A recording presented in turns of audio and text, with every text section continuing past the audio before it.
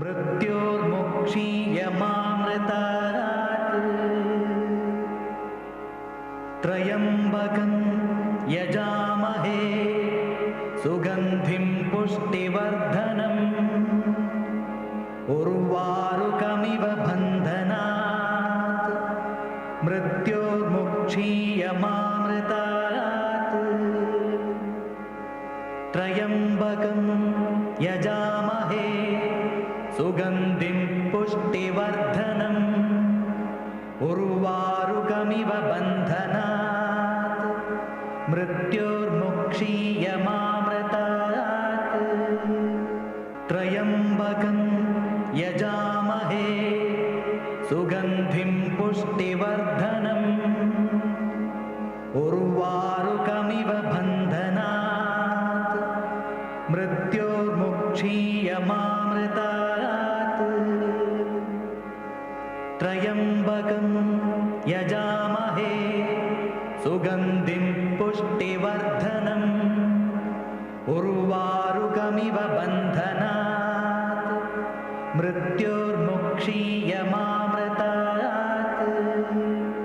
त्र्यम्बकं यजामहे सुगन्धिं पुष्टिवर्धनम् उर्वारुकमिव बन्धनात् मृत्योर्मुक्षीयमामृतात् त्र्यम्बकं यजामहे सुगन्धिं पुष्टिवर्धनम् उर्वारुकमिव बन्धनात् मृत्योर्मुक्षीयमामृतात् त्र्यम्बकं यजामहे सुगन्धिं पुष्टिवर्धनम् उर्वारुकमिव बन्धनात् मृत्योर्मुक्षीयमामृतात् त्र्यम्बकं यजामहे सुगन्धिं पुष्टिवर्धनम् उर्वारुकमिव बन्धनात् मृत्योर्मुक्षीयमामृतात् त्र्यम्बकं यजामहे सुगन्धिं पुष्टिवर्धनम् उर्वारुकमिव बन्धनात् मृत्योर्मुक्षीयमामृतात् त्र्यम्बकं यजामहे सुगन्धिं पुष्टिवर्धनम् उर्वारुकमिव बन्धनात् मृत्योर्मुक्षीयमामृतात् त्र्यम्बकं यजामहे सुगन्धिं पुष्टिवर्धनम्. మాఘమాసంలో మనమందరం ఖచ్చితంగా పూజించవలసినటువంటి దైవం ఎవరు అంటే ప్రత్యక్ష భగవాన్ అయినటువంటి సూర్యనారాయణమూర్తి. సూర్యమండలంలో ఉండేటువంటి మహావిష్ణువును ఈ మాసం అంతా కూడా మనం ఆరాధన చేయాలని చెప్పని శాస్త్రాలు మనకి తెలియజేస్తున్నాయి. సూర్యుడికి మొత్తం 12 స్వరూపాలు ఉన్నాయట. ఈ 12 స్వరూపాలకే ద్వాదశాదిత్యులు అనేటువంటి నామం ఉంది. ఈ 12 ద్వాదశాదిత్య స్వరూపాలతోనే భగవానుడు అయినటువంటి సూర్యనారాయణమూర్తి మనల్ని అందరినీ కూడా అనుగ్రహిస్తూ ఉంటాడు. ఆ 12 స్వరూపాల్లో భగస్వరూపం ఒకటి.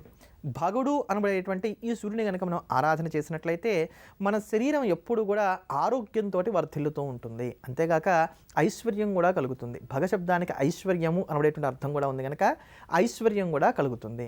శారీరక ఆరోగ్యాన్ని మనం కలిగి ఉండటానికి, ఐశ్వర్యాన్ని పొందటానికి ఈ భగనామ సూర్యుడిని మనం ప్రతిరోజు కూడా పూజించాలి. అంటే ఏం చేయాలి? చాలా సులభం. ఉదయమే నిద్రలేచి ఉదయిస్తున్నటువంటి సూర్యభగవానుడికి చక్కగా రాగి చెంబుల యొక్క నీటితోటి అర్ఘ్యం ఇవ్వండి.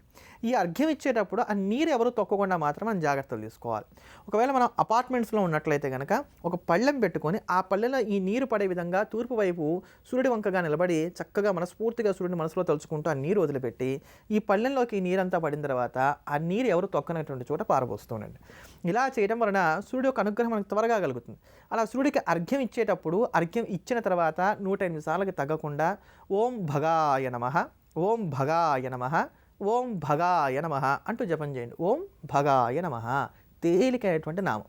ఈ నామాన్ని ఇలా 108 సార్లు జపం చేయడానికి అట్టే 5 నిమిషాలకు మించి సమయం కూడా మనకేం పట్టదు. ఇలా చేయడం వలన ఏమవుతుంది, శరీరంలో ఉండేటువంటి నిగారింపు తగ్గకుండా ఉంటుంది, ముఖవర్చస్సు వృద్ధి చెందుతుంది, శరీరం అనారోగ్యగ్రస్తం కాకుండా కాపాడబడుతుంది. అంటే అనారోగ్యాలు ఏవి మనకు విస్తారమైనటువంటి మన దగ్గరికి రాకుండా ఈ యొక్క నామం మనం పరిరక్షిస్తుంది. ముఖ్యంగా ఐశ్వర్యాన్ని కలగజేస్తుంది. ఐశ్వర్యం అంటే తరగకుండా ఉండేటువంటి నిధి. ఇలా తరగకుండా మనకు ఉండేటువంటి ఒక బ్యాంక్ బ్యాలెన్స్ కావచ్చు, తరగకుండా ఉండేటువంటి ఇంట్లో ఉండేటువంటి ధనం కావచ్చు, మనకు కావాల్సినటువంటి బంగారం లాంటి ఐశ్వర్యాలు కావచ్చు, ఇవన్నీ కూడా క్రమేపీ మనం పొందే విధంగా చేస్తుంది. ఇవాళ కార్యక్రమంలో మనం చూసి ఇవాళే మొదలుపెట్టేసి రేపు రాలేదంటే మాత్రం కుదరదు. క్రమేపీ వస్తాయి ఇవన్నీ కూడా. ఇంకా నిత్యం కూడా ఇలా చేస్తూ రావాలి. ఇలా నిత్యం కూడా ఈ యొక్క సూర్యారాధనని ఈ నామంతో చేస్తూ రావడం వలన ఈ ఫలితాలన్నీ కూడా మనం పొందగలుగుతాం. అంతటి అమోఘమైనటువంటి నామం ఓం భగాయ నమః అనబడేటువంటి నామం. అందుకని నిత్యం కూడా ఓం భగాయ నమః అంటూ జపిద్దాం, సూర్యభగవాన్ని ఆరాధిద్దాం. ఇటువంటి మరిన్ని అమోఘమైనటువంటి పరిహారాల గురించి తెలుసుకోబోయే ముందుగా సుందరకాండను శ్రవణం చేద్దాం. సీతారామ లక్ష్మణ భరత శత్రుఘ్న సమేతమైనటువంటి శ్రీరామచంద్రమూర్తి యొక్క దివ్యమైనటువంటి అనుగ్రహానికి పాత్రులమవుదాం.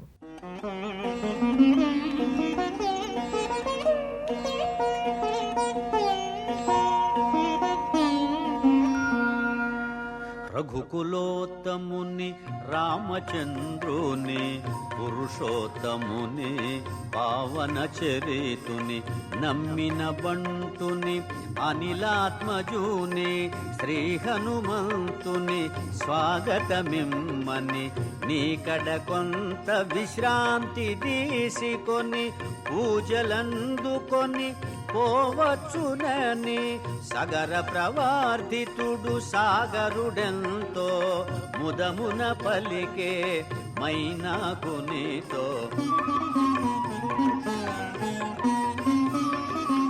మైనాకుడు ఉన్నతుడై నిలిచే హనుమంతుడు ఆగ్రహమునగాంచే ఇది ఒక విఘ్నము కాబోలునని వారిది బడత్రోసె పురము చేగిరిని పర్వత శ్రేష్ఠుడా కోటున కృంగే పవన తనయుని బలముగని పొంగే తిరిగి నిలిచే హనుమంతుని పిలిచే తన శిఖరముపై నరుని రూపమై శ్రీ హనుమాను గురుదేవులు నాయద పలికిన సీతారామ కథ నే పలికద సీతారామ కథ.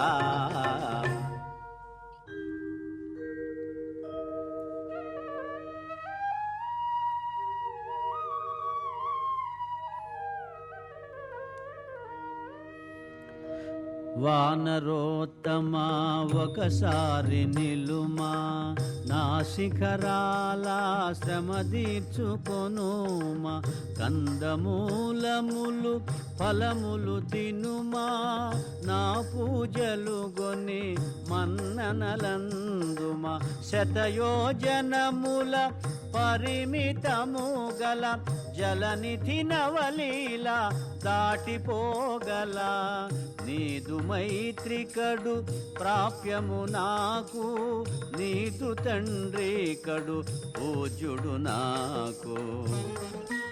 మన నిత్య జీవితంలో మనం ఎదుర్కొనేటువంటి సమస్యల నుంచి తేలిగ్గా బయటపడడానికి గాను ఉపకరించేటువంటి అమోఘమైనటువంటి పరిహారాల గురించి తెలుసుకుంటున్నాం కదా.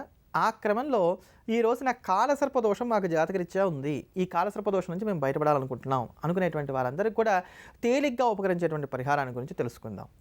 ఈ యొక్క కాలసర్పదోషం నుంచి బయటపడడానికి గాను మనందరూ కూడా ఉపయోగపడేటువంటిది నాగపంచమి. శ్రావణ మాసంలో వచ్చేటువంటి నాగపంచమి జాగ్రత్తగా గుర్తుపెట్టుకొని ఆ రోజున మీరు ఎంత బరువు ఉంటారో అంత బరువు కలిగినటువంటి పొట్లకాయలను కనుక దానం చేసినట్లయితే ఈ కాలసర్పదోషం మనల్ని బాధించదు. మీరు ఎంత బరువు ఉన్నారో అంత బరువు కలిగినటువంటి పొట్లకాయలను దానం చేయడం వలన మనల్ని కాలసర్పదోషం బాధించదు. అయితే మరి నాగపంచమి దగ్గరలో లేదు కదండి, మరి అప్పటిదాకా ఎట్లా అనుకున్నట్లయితే ఈ పరిహారం చేసుకునేటువంటి వారికి తేలిగ్గా ఉపయోగపడేటువంటి మరో పరిహారాన్ని గురించి తెలుసుకుందాం.